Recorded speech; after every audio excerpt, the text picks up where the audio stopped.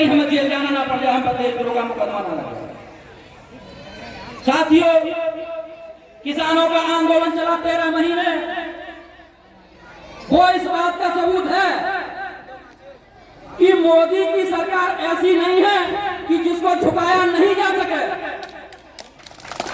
किसानों का संगठन संयुक्त किसान मोर्चा, जिसमें भारतीय किसान यूनियन के सबसे बड़ा किसान संगठन है, उन्होंने इस सरकार को झुका दिया। और ये किसानों के संगठन का नतीजा था कि जो किसानों को बर्बाद करने वाले 3 काले कृषि कानून मोदी सरकार लेकर आई थी, 13 महीने के बाद मोदी सरकार को वो कानून वापस लेने पड़े।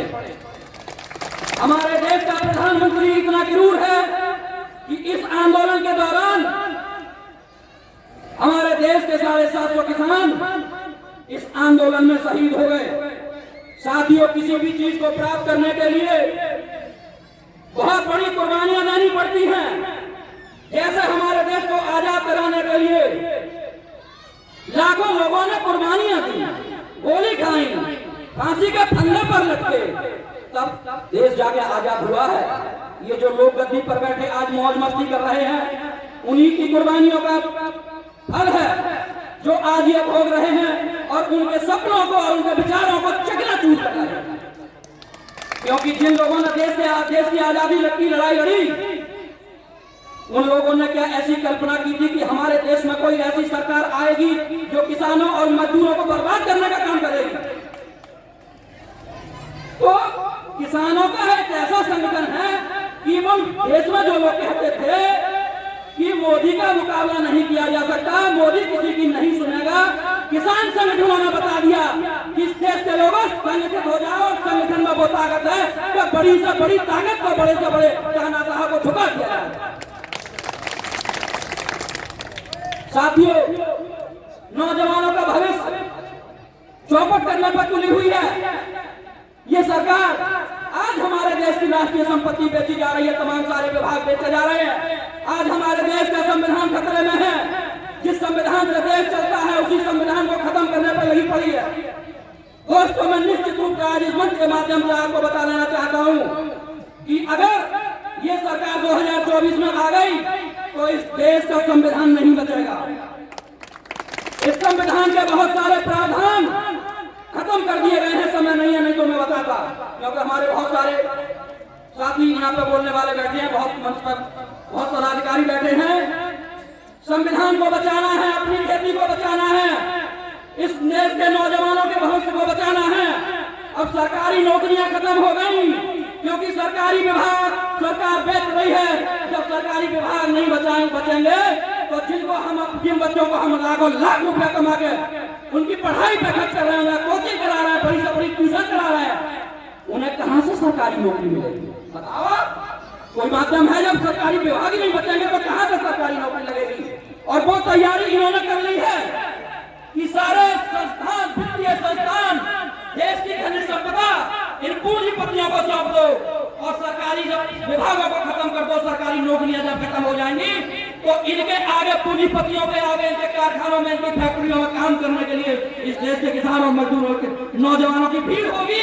और जिस आदमी को सरकारी नौकरी में 40,000 30,000 मिलते थे, वो 5,000 में नौकरी करने के लिए मजबूर होगा। क्या कोई व्यक्ति, कोई नौजवान, कोई आदमी 5,000 10,000 में नौकरी चला सकता है? साथियों, इस समय देखो, जाके आप ऑफिसों में, किसी भी विभाग के ऑफिस में चले जाओ, एक इन्होंने नाम दिया है नौकरी देने का, आउटसोर्सिंग। आउटसोर्सिंग को लोग नहीं समझते कि ये आउटसोर्सिंग है क्या। आउटसोर्सिंग वो है कि एक बहुत बड़ी कंपनी, बहुत बड़े मालदार या पूंजीपति आदमी की एक कंपनी है, वो सरकार उस कंपनी को ठेका देगी कि हमारे फला विभाग में 50 लोगों की, 1,000 लोगों की जरूरत है और आप अपनी तरफ से लाकर दो आदमी उस नौकरी को करने के लिए। सरकार उस कंपनी को 25,000, 24,000, 30,000 देगी एक आदमी के लिए, और वो कंपनी 10,000, 8,000 और 5,000 में हमारे नौजवानों को बीच की जो रकम है वो कंपनी खा जाएगी।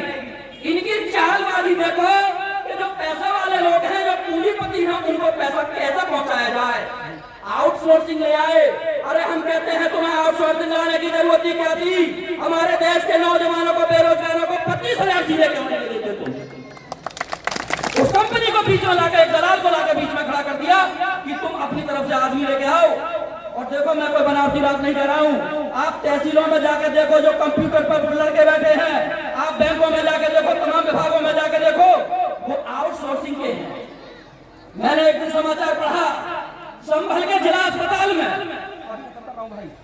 बस संभल के जिला अस्पताल में जो सफाई कर्मचारी है, उस सफाई कर्मचारी आयोग का एक सदस्य मनोज बाल्मी एक दिन यहाँ पे आए, जो इनकी योगी जी की पहली वाली सरकारी, उस सरकार के समय पर आए, और उन्होंने यहाँ जो कर्मचारी थे सफाई करने वाले, उनसे पूछा कि भाई आपको क्या क्या सुविधाएं मिल रही हैं, आपको कितना वेतन मिल रहा है?